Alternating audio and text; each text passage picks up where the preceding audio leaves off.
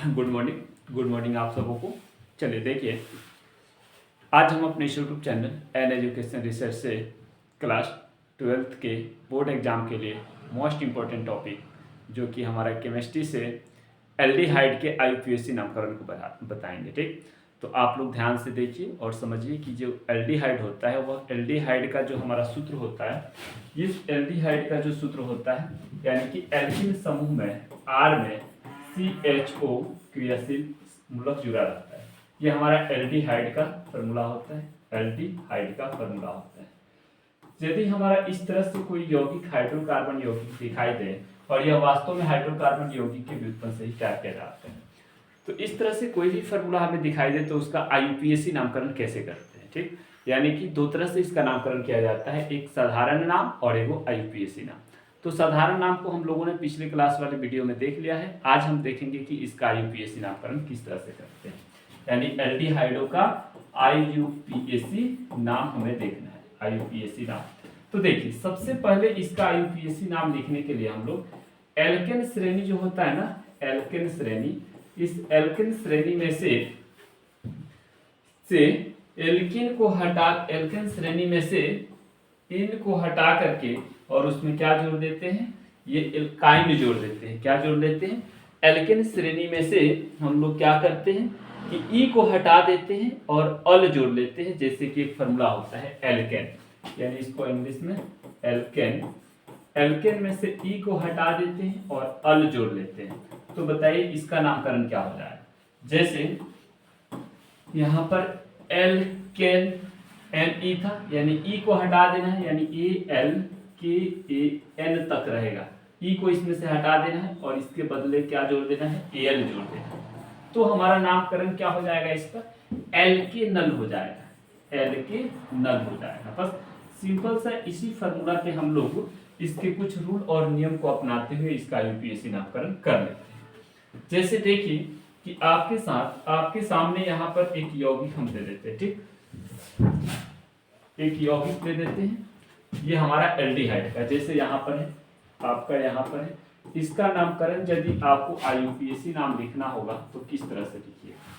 सबसे पहले इसमें कार्बन कई गो, तो कार्बन एगो है और एगो कार्बन के लिए आप लोग क्या जानते हैं, एल्केन श्रेणी में क्या नामकरण जानते हैं इसका।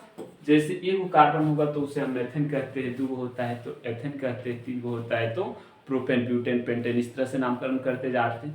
तो मान लीजिए कि आज मेरे यहाँ एगो कार्बन है, एगो कार्बन है तो वह एल्केन श्रेणी ही है, एल्केन श्रेणी है।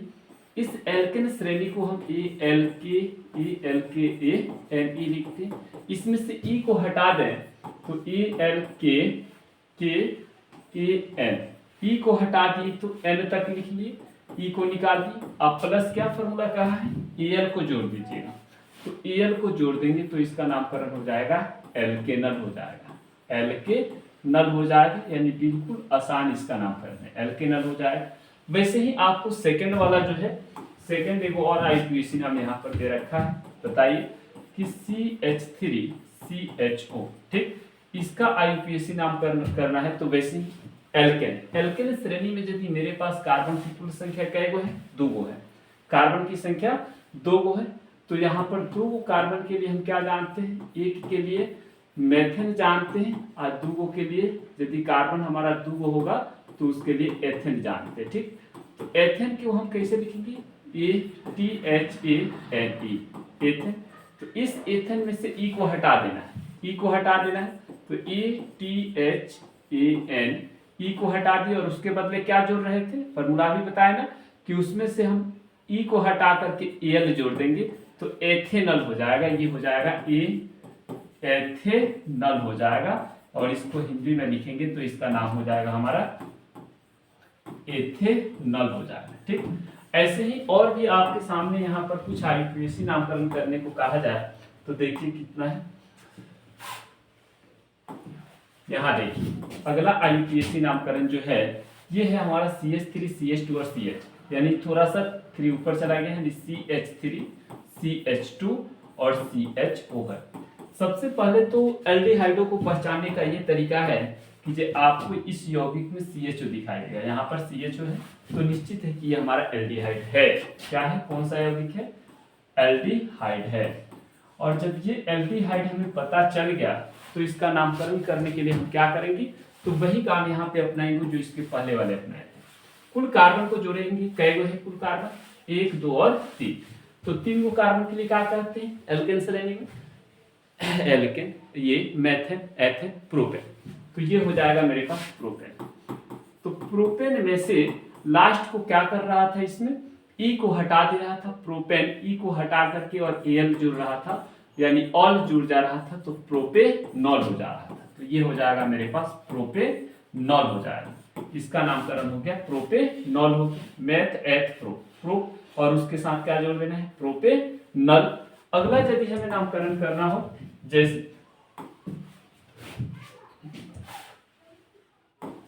अगला नामकरण यहाँ पर है, देखिए इसका नामकरण यदि हमें करना होगा तो CH3, CH2, CH2 और CHO है, यानी CH3 है, CH2 है, CH2 है और CHO है। इसमें कुल कार्बन को काउंट करेंगे कई है, 1 2 3 और 4। कुल कार्बन कई हो गया 4। तो 4 के लिए हम क्या जानते हैं, मेथ जानते हैं, इथ जानते हैं, प्रोप जानते हैं, ब्यूट जानते हैं। ब्यूट जानते हैं, मेथ एथ प्रोप और ब्यूट। तो ब्यूट पर हमारा ये हो गया क्या चीज, ब्यूटेन हो गया। और इस ब्यूटेन में से लास्ट में से ई को हटा देना है और उसके बदले एल जोड़ देना है, तो ब्यूटेनल हो जाएगा। क्या हो जाएगा, ब्यूटेनल हो जाएगा। इसका यूपीएससी नामकरण हो गया ब्यूटेनल। वैसे ही आगे यदि हमें कोई और भी कोई यौगिक यहाँ पर दें, कार्बन की लंबी श्रृंखला यहाँ पर दिया गया हो, तो उसको किस तरह लिखेंगे, जैसे CH3 है, CH है, यहाँ पर ये ऊपर नहीं था नीचे था, यहाँ पर है CH3 और ये है CHO है। अब इसका IUPAC नाम आपको लिखना है, IUPAC नाम लिखना है। तो देखिए सबसे पहले तो आप पहचान गए होंगे कि ये एल्डिहाइड है, क्योंकि CHO लगा हुआ है। अब देखिए करना ये है कि कार्बन की लंबी श्रृंखला ढूंढिए। लंबी श्रृंखला में ढूंढेंगे, इस तरह से ढूंढेंगे ताकि CHO को कम से कम, यानी यहाँ पे जनक कार्बन परमाणु जो कहा जाता है CHO को कहा जाता है, और यहाँ पर CHO जो है उसको कम से कम नंबर मिले। तो नंबरिंग यहाँ पर अंकन करने जाते हैं 1 2 और 3।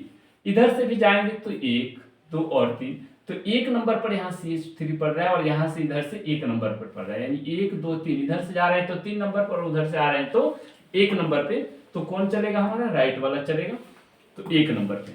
अब 1 नंबर पे उधर से आए, अब देखेंगे कि यहाँ पर 2 नंबर पे कौन जुड़ा हुआ है, तो 2 लिख करके इसका नाम लिखेंगे। इसका नाम क्या है, मेथ है, एथ है, प्रोप है, या क्या है, मेथिल है, एथिल है, प्रोपिल है, या ब्यूटिल है। तो ये है मेरे पास क्या चीज, एक कार्बन पर मेथिल बनता है, 1 मेथिल हो गया, 1 मेथिल हो गया। और बाकी इसका नामकरण अभी जो जैसे हम लोग पहले कर रहे थे वैसे कर लेंगे। कुल कार्बन क्या हुआ, मेथ एथ प्रोप। तो प्रोप 3 है, तो प्रोपेन। आप प्रोपेन में से ई को हटा करके और एल जोड़ देना है, तो ये हो जाएगा प्रोपेनॉल हो जाएगा, प्रोपेनॉल हो जाएगा। तो ये हो गया हमारा प्रोपेनॉल हो गया। तो बोलिए आप लोगों को एल्डिहाइडों का नामकरण समझ आया या नहीं आया। हमें उम्मीद है कि आप सबको समझ आया होगा, और यदि आया होगा तो आप लोग, जो लोग नए होंगे वो लोग सब्सक्राइब जरूर करेंगे और लाइक और शेयर जरूर करेंगे। ठीक, चलिए अगला देखिए, एक और आपके सामने है, इसको किस तरह से लिखेंगे। ये थोड़ा सा टाइप करने में मिस हुआ है, इसको लिख देते हैं। CH3 है, CH है, CH है और CHO है। यहाँ पर है CH3 और यहाँ पर है Br। अब यहाँ पर नामकरण करने चलेंगे कि इसका IUPAC नामकरण कैसे होगा। देखिए अभी रूल बताए, इसे हम जनक कार्बन परमाणु कहते हैं। जो एल्डिहाइड का हमारा मुख्य CHO होता है उसे जनक कार्बन परमाणु कहते हैं। इसको कम से कम नंबर मिलनी चाहिए, तो कम से कम नंबर इधर से आएंगे तो 1 2 3 और 4। ठीक, इधर से जाते तो 4 नंबर पर मिलता, हमारा गलत हो जाता, राइट साइड से ही आए। अब राइट साइड से आ रहे हैं तो यहाँ पर 2 गो क्रियाशील मूलक के रूप में जुड़ा हुआ है, एगो मेथिल जुड़ा है और एगो ब्रोमीन जुड़ा हुआ है। ठीक है, तो बोलिए यहाँ पे आप लोग कि इसको M से लिखते हैं, और ये बात हमेशा ध्यान में रखेंगे कि ये CH3 जो है, CH3 इसको मेथिल कहेंगे, मेथिल कहेंगे, और जो इस Br है इसको ब्रोमीन कहेंगे, ब्रोमीन कहेंगे। अब आप लोग बताइए कि इसका नामकरण करने का हम लोग बहुत पहले से कुछ रूल जानते हुए आए हैं, और वह रूल क्या जान रहे हैं कि इसमें अल्फाबेटिकल वाला नियम अपनाते हैं। जो पहले अल्फ़ाबेट में पढ़ता है उससे पहले लिखते हैं, जो बाद में पढ़ता है उससे बाद में लिखते हैं। तो जब हम यहाँ पर मैथिली लिखने जाते हैं तो एम से लिखते हैं,